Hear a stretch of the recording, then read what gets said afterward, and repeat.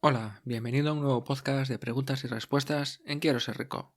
Yo soy Jesús Sánchez y esto es el podcast de los pequeños ahorradores que soñamos con la libertad financiera. Hoy, último viernes del mes de abril, vamos con este podcast de preguntas y respuestas. Pero antes, déjame que te comente un par de cosas. En primer lugar, tienes esta mañana para suscribirte a mi lista de correo y recibir la newsletter Aprende a invertir por ti mismo.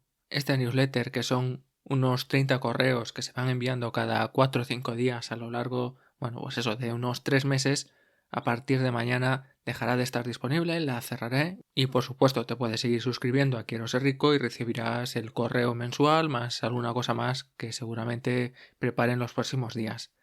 Pero esta serie de Aprende a invertir por ti mismo va a dejar de estar disponible. Eso, desde mañana, si quieres apuntarte, es en quieroserrico.com/lista. Te repito, quieroserrico.com/lista y ahí te puedes suscribir.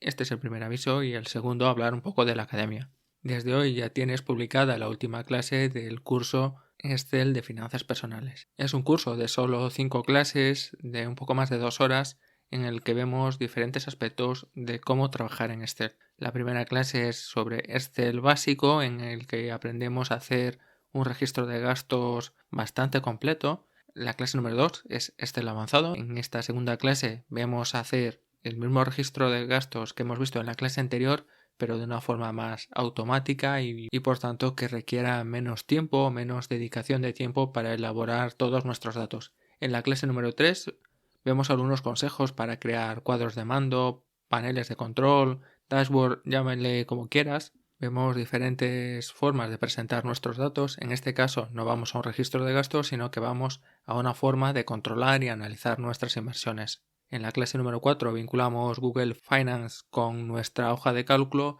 para llevar un seguimiento de nuestras inversiones y de las inversiones que nos interesan, tanto acciones, criptomonedas como algún que otro ETF. Y por último, en la clase número 5, la clase que tienes disponible desde hoy, aprendemos a crear una aplicación de finanzas personales.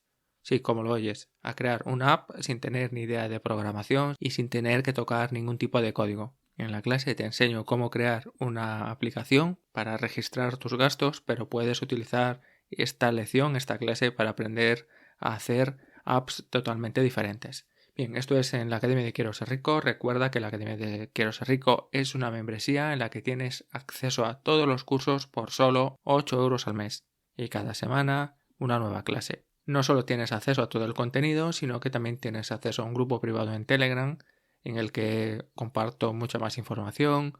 También me puedes preguntar cualquier tipo de duda y muchas otras cosas que seguro que vienen en el futuro. Venga, vamos un poco con las preguntas de hoy. Son preguntas que he ido recibiendo a lo largo del mes. Algunas de ellas las voy a leer literalmente conforme me han llegado y otras he utilizado preguntas de varios oyentes para hacer una especie de pregunta global, pregunta común. La he simplificado un poco para que sea más accesible a todo el mundo. Bien, vamos con la primera pregunta. La primera pregunta es: ¿qué puedo hacer si tengo problemas para pagar la hipoteca? Es un tema complicado y sin más información, pues no sé qué consejo es el que mejor se adapta a tu situación, o si estás en una situación similar a esta, que no llegas a todos los gastos. En primer lugar, el primer consejo que le daría a alguien que está en esta situación es que aprendas un poco más de finanzas personales. Igual, aprendiendo un poco más de finanzas personales, puedes descubrir por ti mismo dónde está el problema y cómo solucionarlo. Lo segundo, pues, es el tema de presupuesto.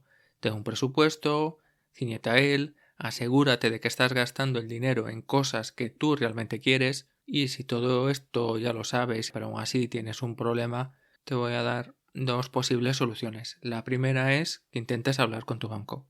No dejes de pagar e intenta hablar con tu banco. Es posible que puedan hacer algo, es posible que podáis llegar a algún tipo de acuerdo, que se pueda extender un poco el plazo, que te den algún tipo de carencia. Oye, no puedo llegar siempre, pues igual la carencia de un mes al año, en vez de pagar 12 cuotas solo pagas 11 más los intereses de la otra, o algún tipo de negociación con el banco. El banco lo que no quiere es que dejes de pagar y tenga un problema, que tenga más morosidad y todo esto. De primeras te van a decir que no hay ninguna alternativa, que tienes que pagar y tal, pero si insistes un poco y los convences y no hay que convencerlos demasiado. Oye, mira, que no, yo quiero pagar, por eso estoy aquí, mi voluntad es pagar, pero lo cierto es que no puedo. Pues si no puedes, se lo dices y es posible que ellos intenten buscarte alguna solución, alguna forma para que tú sigas pagando. Esto en primer lugar. Y en segundo lugar, si no puedes pagar tu hipoteca y antes de que sea demasiado tarde, pues lo mejor y lo más conveniente es que vendas.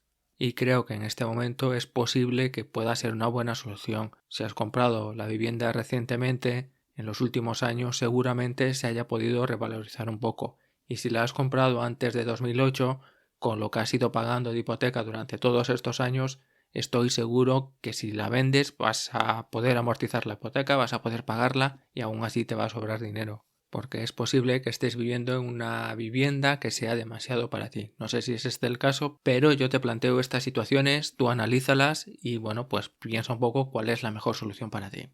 Segunda pregunta. Quiero comprar una plaza de garaje y no sé si es mejor pedir un préstamo o hacer una segunda hipoteca. La pregunta es un poco delicada porque dependiendo del banco y dependiendo de la situación económica y de las condiciones de los mercados financieros, las posibilidades y las opciones que nos van a dar los bancos son unas o son otras totalmente diferentes.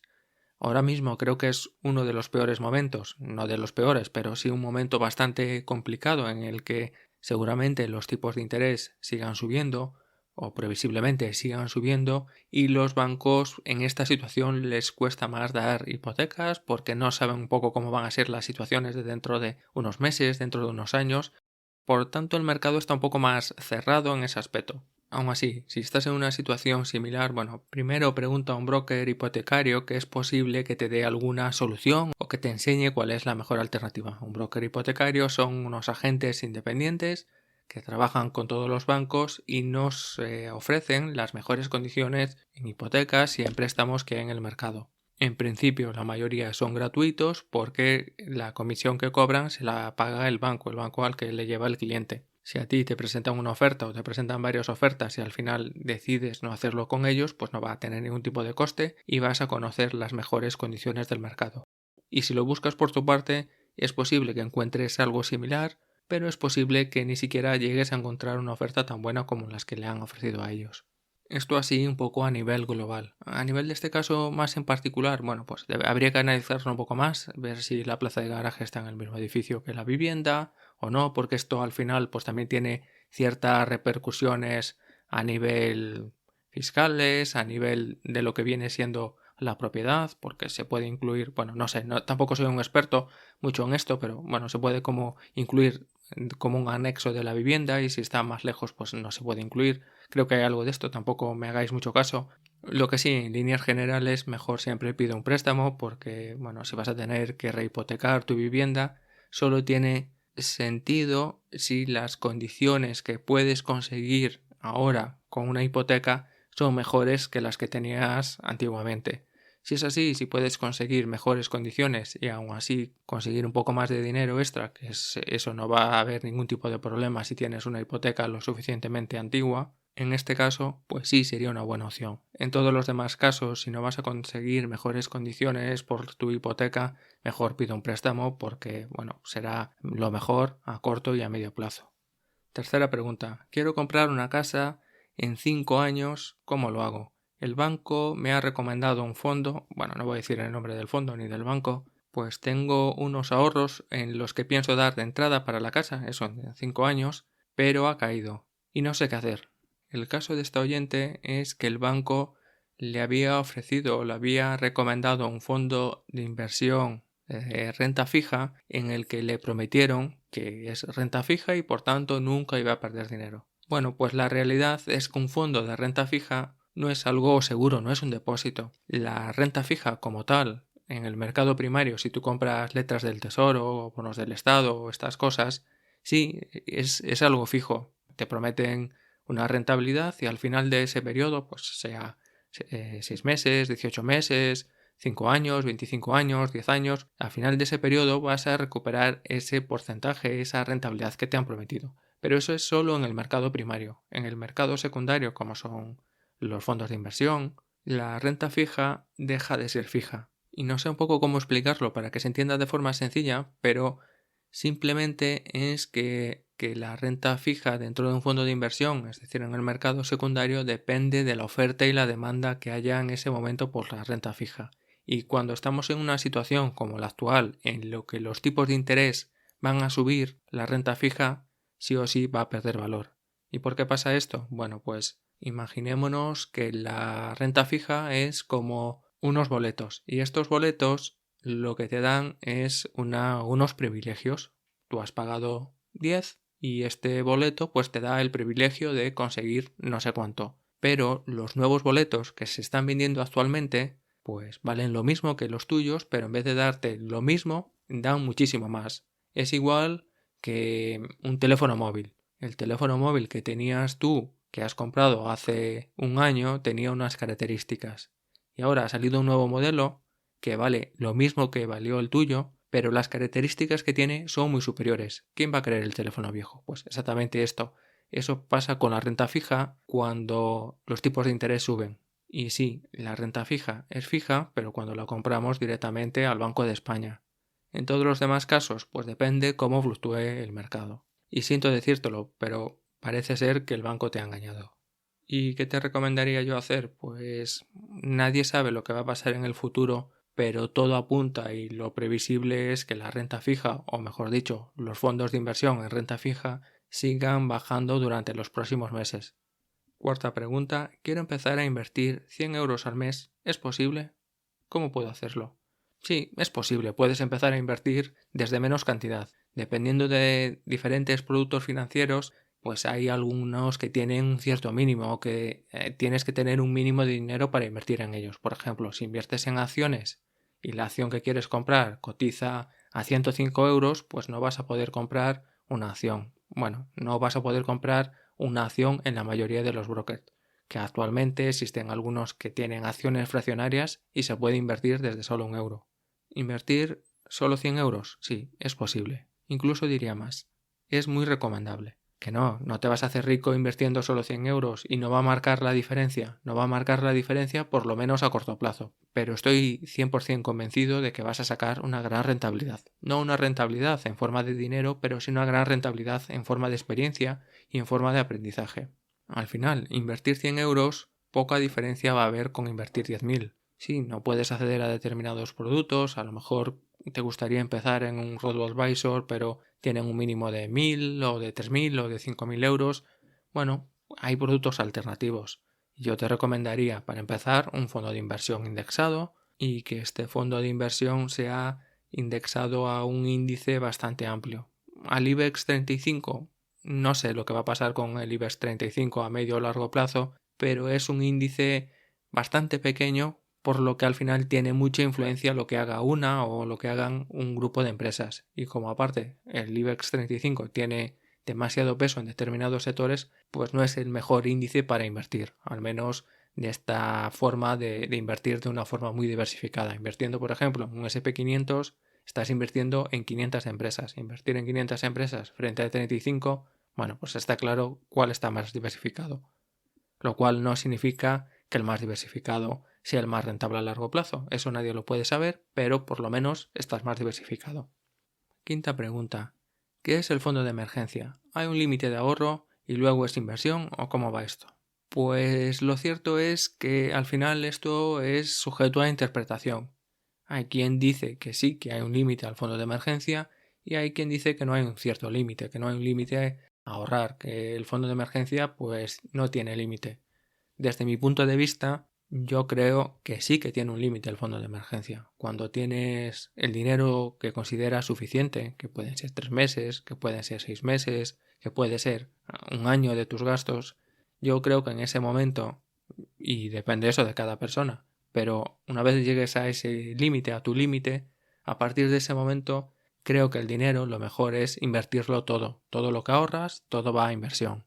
Y el fondo de emergencia queda ahí apartado y ya no seguimos ahorrando. Si en algún momento puntual tenemos que tirar del fondo de emergencia, a partir de ahí dejamos de invertir, recuperamos nuestro fondo de emergencia, analizamos si nuestro fondo de emergencia era suficiente o no, tal vez prefiramos incrementarlo un poco más y cuando lleguemos a ese tope empezamos a invertir y volvemos a invertir con todo lo que vamos ahorrando. Esta es un poco mi visión particular, pero hay gente que lo que hace es que cuando llega a este primer límite, a veces lo hace un poco como si fuese una escalera. Cuando llega a 3 meses de sus gastos, pues a partir de ese momento empieza a invertir el 50% y el otro 50% lo sigue metiendo en el fondo de emergencia. Una vez llega a otro periodo, por ejemplo a 6 meses, a partir de ese momento el 10% lo mete en el fondo de emergencia y el 90% lo invierte. Y después sigue así de forma indefinida, o mete solo al fondo de emergencia un 5% y el resto lo sigue invirtiendo. Bueno, hay multitud de formas de hacerlo y no hay una forma correcta o una forma incorrecta de hacerlo.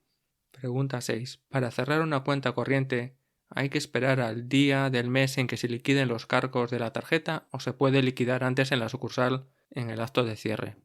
Pues en principio, y la respuesta general es que siempre vas a poder cerrar la cuenta en el momento que quieras. Si es que tienes algún cargo pendiente en tu tarjeta de crédito, es posible que haya algunos días del mes en el que es mejor no hacerlo. Esos días, pues el día en que te van a hacer el cargo de tu tarjeta, que a lo mejor ya se ha metido el cargo y todavía no te lo han cargado en cuenta, que pueden ser un periodo de 2-3 días, pues seguramente es mejor esperarte. Pero sin contar ese periodo, tú puedes cerrar tu cuenta en cualquier momento. Eso sí, primero tienes que cancelar la deuda que tienes en tu tarjeta, que eso lo puedes hacer en cualquier momento, aunque no vayas a cerrar tu cuenta. Oye, tengo un saldo en mi tarjeta de crédito, lo quiero amortizar ya, lo quiero amortizar en este momento. Y el banco no te puede negar esto. Y luego, una vez saldada la tarjeta de crédito, incluso la puedes anular o te recomiendo que la anules, después puedes cerrar tu cuenta. Pero vamos, que no tendrías que esperar a que llegue el día 5 o el día no sé cuánto del mes a que te hagan el cargo de tu tarjeta y después cerrar la cuenta. Eso solo pasaría, como te he dicho antes, si ya se ha emitido el recibo pero todavía no te lo han cargado porque, bueno, ahí hay unos días y tal. En ese caso, pues es preferente esperar. No vaya a ser que te lo carguen 2 veces o que haya algún tipo de problema. Pero en el resto de días, en el resto de casos, no debería haber ningún tipo de problema. Siguiente pregunta. ¿Sabes cómo puedo comunicarme con ASNEF para pagar una deuda? Quiero hablar directamente con ellos, sin gestores y sin nada. En primer lugar, si tienes una deuda, no la tienes con ASNEF. Que estés en el fichero, que estés en el registro de ASNEF, bueno, no sé exactamente qué significa ASNEF, pero bueno, es el registro de gente que tiene deudas pendientes, que no ha pagado alguna letra, alguna factura. Ellos no son quienes a quien les debes el dinero ni a quien les debes pagar. A quien tienes la deuda es a quien los tienes que pagar. Es decir, que ellos solo son un fichero, solo son un registro. Y tú, cuando te comunicas con ellos, lo que te van a decir es si tienes deudas o no tienes deudas, y si tienes deudas, te dirán con quién las tienes y te darán algunos datos para ponerte en contacto con esta persona que le debes. Acto seguido, tú debes comunicar con esta persona, con esta entidad a la que le debes dinero, saldar tus cuentas que tengas pendientes y que te manden un certificado conforme a que no tienes ninguna deuda pendiente, y esto enviárselo a SNEF o que lo envíen ellos, lo deberían enviar ellos directamente y que te borren del fichero. Aún así, dejaré un enlace en las notas del programa para que veas cómo funciona SNEF y cómo puedes consultar el fichero. Si lo haces directamente, no por medio de un intermediario de ellos, pues puedes consultar el fichero si estás incluido o no, y es totalmente gratuito. Solo hay que mandar una copia del DNI y cubrir un formulario. Vamos con la siguiente pregunta. He comprado una vivienda y he dado la señal y arras, pero antes de firmar el notario ha descubierto que hay unos problemas con la escritura. El problema es que el vendedor no es el propietario al 100%. ¿Qué puedo hacer? Yo creo que en este caso lo primero es directamente consultarlo con un abogado. Ellos seguro que te pueden asesorar un poco mejor con todo esto, pero desde mi punto de vista, y según he hablado con esta persona, si el vendedor no sabía, lo desconocía o, bueno, se le había olvidado de ese pequeño problema, por llamarlo de alguna forma, y está dispuesto a devolverte las arras con la penalización correspondiente, pues tampoco creo que ni un abogado ni yendo a juicio vayas a poder conseguir más. Desde mi punto de vista, si estás dispuesto a seguir con la compra, pues oye, va a llevar más tiempo, va a implicar tal vez incluso que tengas que poner algo de dinero o algunos gastos extras, porque aparte también has adelantado dinero, ya hay una tasación y todas estas cosas. Bueno, pues si al final has hecho bien los deberes y has dado un buen precio y estás dispuesto a seguir con la compra, pues no te quedará otra que esperar. Aunque sí debes dejarlo claro que al final tú tienes una hipoteca y que esto caduca, la oferta del banco caduca, y si después a la hora de renovarla o cuando toque renovarla pues no te dan esas condiciones o las condiciones cambian y no puedes comprarlo, pues que quede recogido en un contrato de alguna forma. Y si no estás dispuesta o dispuesto a esperar por la compra, pues oye, no te compliques, si te dan el dinero, coge el dinero y vete a otra cosa. Pues es un negocio que ha salido como ha salido, pues oye, forma parte del juego, cierta parte. Esperabas ganar una rentabilidad con el alquiler o con la reforma o con lo que fuese, o incluso pensabas en vivir ahí y no ha salido así, pues mira, has recuperado el dinero que has puesto más el doble, descontando los gastos, seguramente no te haya salido tan mal. Y todo esto, al final, es una experiencia más que seguro que te va a servir en el futuro. Novena pregunta. He invertido en crowdfunding no vamos a decir el nombre de la plataforma, y tengo pérdidas. ¿Cómo funcionan las pérdidas con la declaración de la renta? Bien, ya estamos con el tema de la declaración de la renta. El tema de las pérdidas es un poco complejo, pero básicamente en lo que es los mismos productos financieros, en este caso si son rendimientos por el capital mobiliario, todos los beneficios y todas las pérdidas se contrarrestan, es decir, que se suman beneficios y se restan pérdidas, y si esto es positivo, pues ya está, y si sale a cero, pues no vas a tener que pagar nada, ya has hecho, bueno, pues ya has pagado todo. Y si te sale negativo, en caso de que hayas tenido unos beneficios o no los hayas tenido y hayas tenido unas pérdidas, estas pérdidas se pueden compensar durante los próximos 4 años. Y esto pues queda en una casilla de la declaración de la renta, y para el año que viene pues estas pérdidas se podrán compensar con beneficios. Básicamente funcionan así. Un asesor fiscal te podrá aconsejar un poco mejor con todo esto, pero básicamente si has tenido beneficios y has tenido pérdidas, unas cosas se compensan con otras, y si estos beneficios no son suficientes para cubrir estas pérdidas, aún tienes 4 años para compensarlas. Última pregunta. Mi cartera de inversión es de alto riesgo y no sé si venderla o qué hacer. He estado hablando un poco con este oyente y después de entender un poco su caso, pues la recomendación que le hice fue que tenga 2 carteras de inversión. 2 carteras, una cartera más tranquila, más a largo plazo, una cartera más pensada en la jubilación y otra cartera más para jugar. Si tienes poco dinero y estás empezando a invertir, pues esta cartera más de juego, más de diversión, puede ser el 50% de todo tu dinero, y conforme vas aumentando la cantidad que tienes invertida, pues esta cartera de jugar, esta cartera más para especular, pues va reduciendo un poco el peso respecto a todo tu patrimonio. Y lo recomendable cuando ya tenemos un cierto patrimonio, ya tenemos los ahorros de varios años ahí metidos, pues es que esta cartera no represente más de un 5, un 10, un 15 en el peor de los casos de toda tu cartera. Tu cartera a la que le vas a dedicar más tiempo, esta cartera, pues va a tener la parte más pequeña de tus ahorros.